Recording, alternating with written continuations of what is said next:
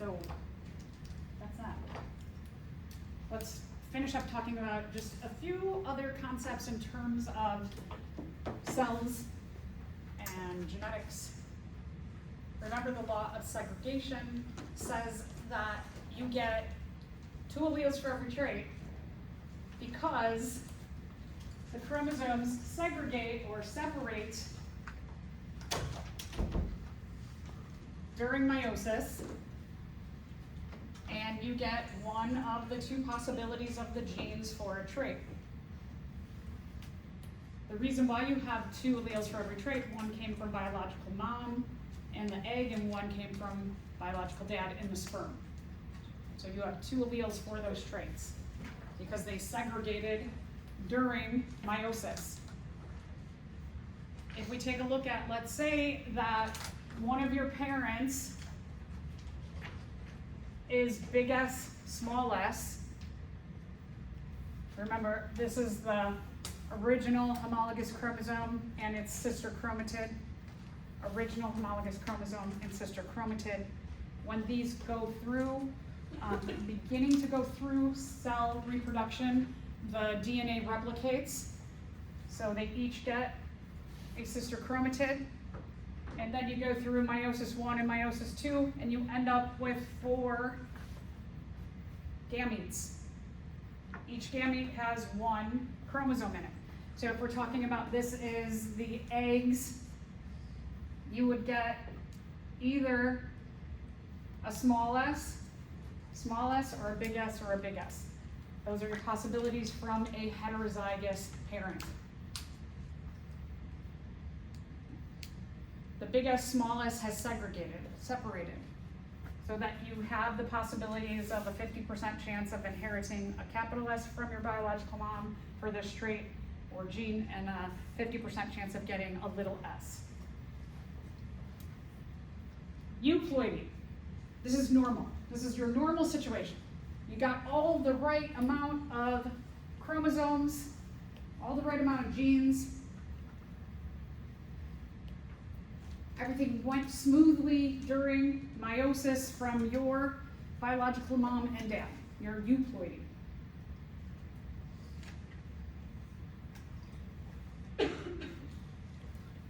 Aneuploidy. Aneuploidy means something went wrong.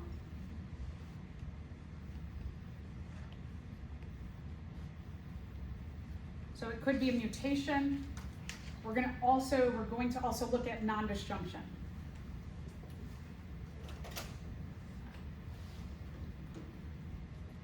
So what is nondisjunction? Nondisjunction means that the chromosomes don't separate the correct way during meiosis.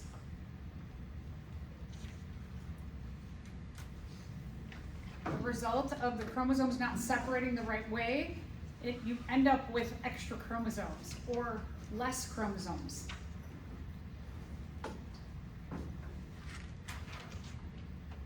Remember that your gametes will have an N or haploid number of chromosomes. If you end up with 1 less chromosome, you get an N minus 1. If you end up with too many chromosomes, like 1 extra chromosome, you end up with N plus 1.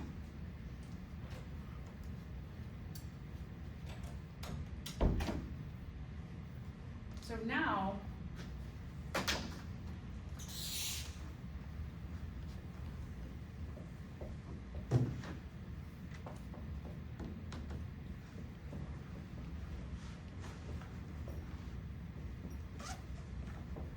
let's say that you have an egg who is N plus 1. It has 1 extra chromosome. Non-disjunction has occurred in this one.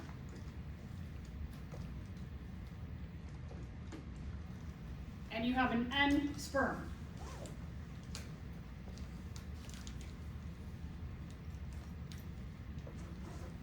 We add the N's together. N plus N is 2N plus 1. What's N for humans? What's the N number for humans? What's our N number? How many chromosomes do we have in a sperm or an egg? Okay, so N is 23 times 2, sperm and egg makes up the 2, plus 1, 46, plus 1 is 47. That is not our chromosome number. Our chromosome number is 46. Normally, if we're talking about a euploidy situation, you have 46 chromosomes. 2 times n is 46. But in this case, we have a whole extra chromosome. If you have too many chromosomes, it's usually not a good situation. We might think like, ooh, that'd be great to have all this extra protein and traits and things. No. I know we talked about Down syndrome briefly, that if you have all of that extra protein being produced in one extra chromosome, it can lead to faster aging, joint issues, heart issues, sight issues, mental retardation. There's other things too, immune system issues, so that you have all of these problems from having too much protein. It's a bad thing. That's a 47 chromosome issue. Let's say that you have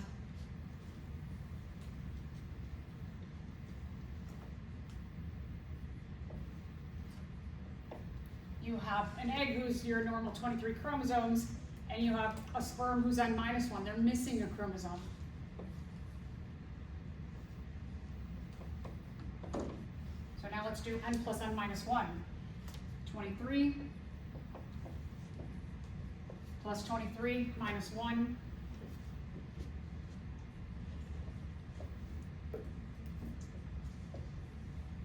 We end up with a person who has 45 chromosomes. This situation usually results in miscarriage. That having one whole chromosome missing, some things just can't even form. Some processes can't happen.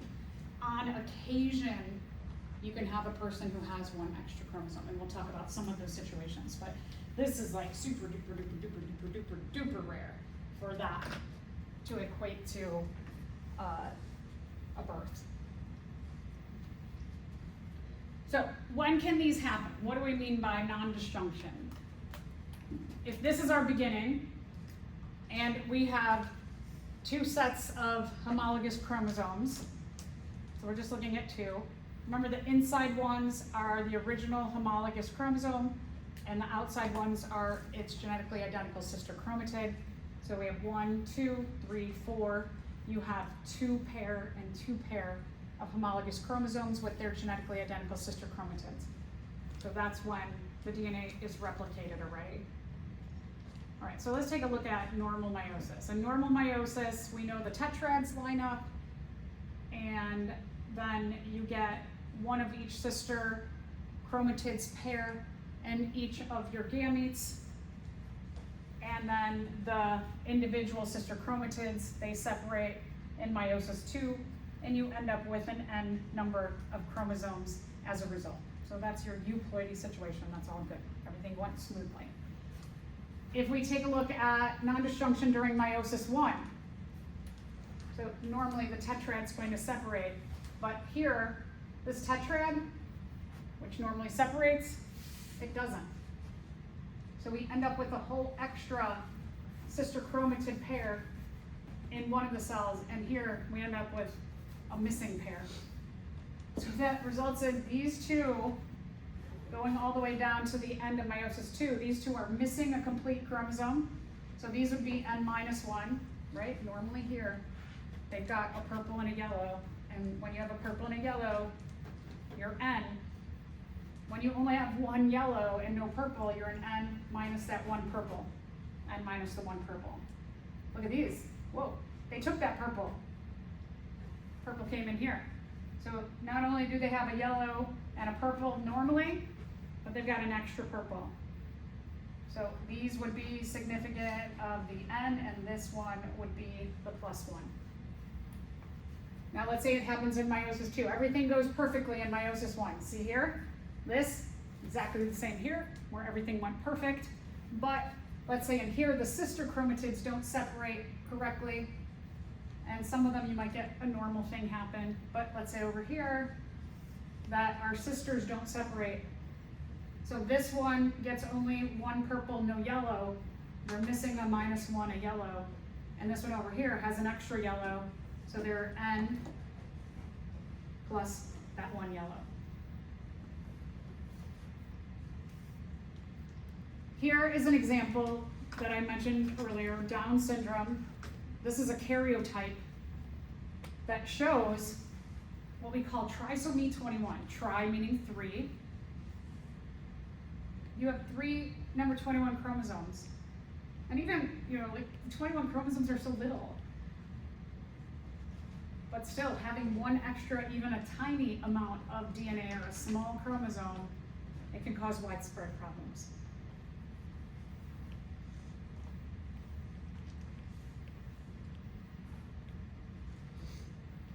So this is the most common form of Down syndrome.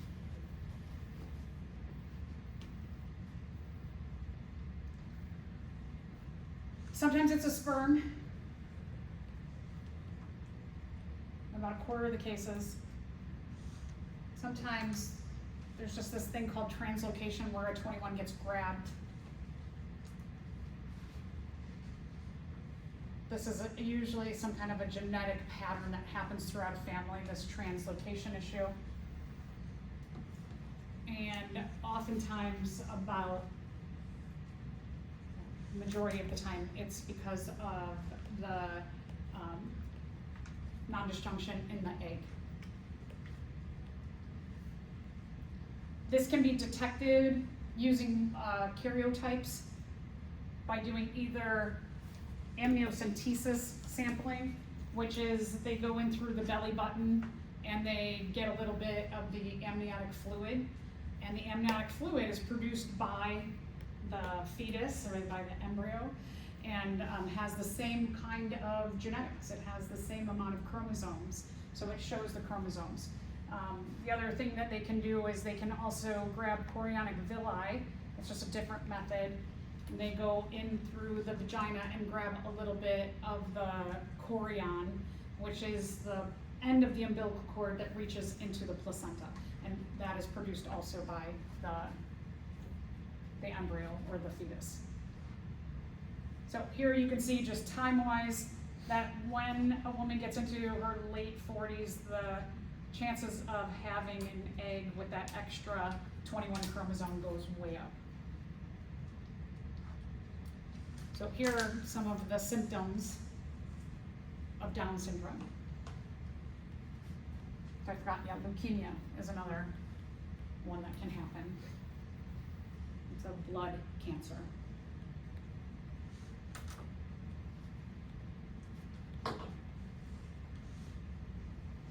There's one gene, the GART gene, having an extra GART gene produces that extra protein which causes the mental retardation. Right? You might think like, oh, having extra protein, that'd be great in your brain, but no, it messes things up. They are looking at different ways to deal with these number 21 chromosomes, seeing can we do something to minimize that third 21? Can we minimize some of the genes? So there is a lot of research, a lot of interesting research that's happening around this. For the part where it says in 23% of cases, like the sperm have the extra chromosome, where did the other like 73 or 77% go? So the other 77%, some of them are translocation issues, and then the majority of the time it's from the egg carrying that third chromosome. Okay, so this can also, nondisjunction can also happen with the sex chromosomes, the X and the Y. But X and the Y don't separate appropriately. There's a bunch of these because it's not as severe of an issue when you have an extra X or an extra Y. So we'll take a look at some of these examples. Turner syndrome is called XO, which means you only have one X chromosome. Some of the symptoms are usually the female is shorter in stature, usually has like a short neck that's kind of like a lot of skin between the chin and the shoulders. It's called a webbed neck. They usually have like a broader chest. The ovaries don't ever fully develop. So the look of this female is usually a little bit more juvenile because they don't undergo puberty. They also don't then have the ability, since the ovaries don't fully develop, not always, but most of the time, they are infertile. On occasion, I had a student once who had a cousin who had Turner syndrome who did have children. So her, at least one of her ovaries did develop. So a lot of this stuff is just like general stuff, but so that's the issue, is that perhaps you might be infertile. Klinefelter syndrome is XXY, which is a male because there is a Y chromosome, but they are also infertile.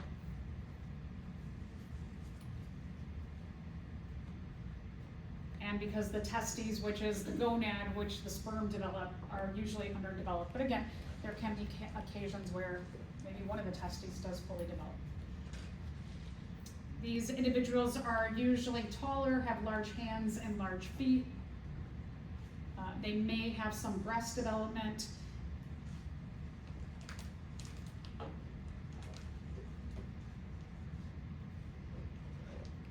I thought there was one more thing, sorry. Okay, so that's Klinefelter syndrome. Trisomy X syndrome, tri meaning 3, a female who has 3 or maybe even 4 X chromosomes. There's no physical abnormalities. They may have menstrual irregularities. They may enter menopause early, but there's really not that many issues with having an extra X or a few extra X's. The problem is that they have to worry about, they may have kids, especially they might have girls who also have trisomy X, and they also may have boys or sons, males, who have Klinefelter, which means that they may have sterile sons. How do you know if you would have this? Sometimes it starts here, that when puberty begins, that things aren't going smoothly, that it's a much harder beginning to puberty, and then from there you might go to the doctor, your parents might take you to the doctor and be like, what's going on, right? This doesn't seem like the textbook. So that's when they might do the genetic testing. Yeah, good question. On all of these, it's kind of like, things aren't maybe exactly going right. If you have XYY, 2 Y chromosomes, it's called Jacob syndrome. These are males, since they have a Y. These are males who are taller. They have persistent, like really bad acne, and tend to have a lower intelligence, but again, not all the time. There were a lot of claims that people used to say, just because there was an extra Y, this is a more testosterone-y type of male, and they are more aggressive, and that didn't turn out to be true either. There was also a lot of speculation that all men in prison have Jacob syndrome, but that's not true either, right? Having more aggressive tendencies, but that wasn't true either. So sometimes if you see this, and if you take like a criminal justice class, they might still have this in the textbook, that all males in prison have Jacob syndrome. So sometimes stuff doesn't get pulled out or checked.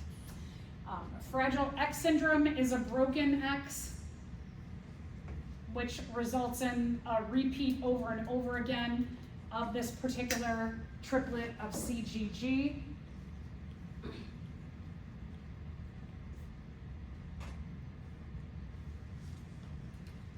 What this results in is often autism, hyperactivity,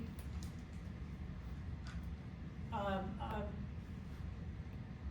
lot of males who have a broken X are found in mental institutions, but not having all of your X chromosomes can be an issue.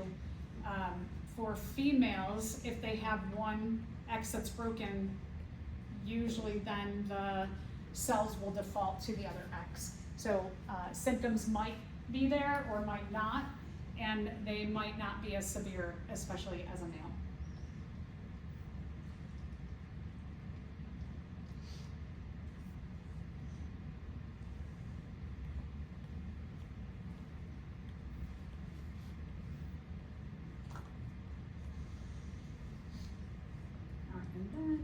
this question here.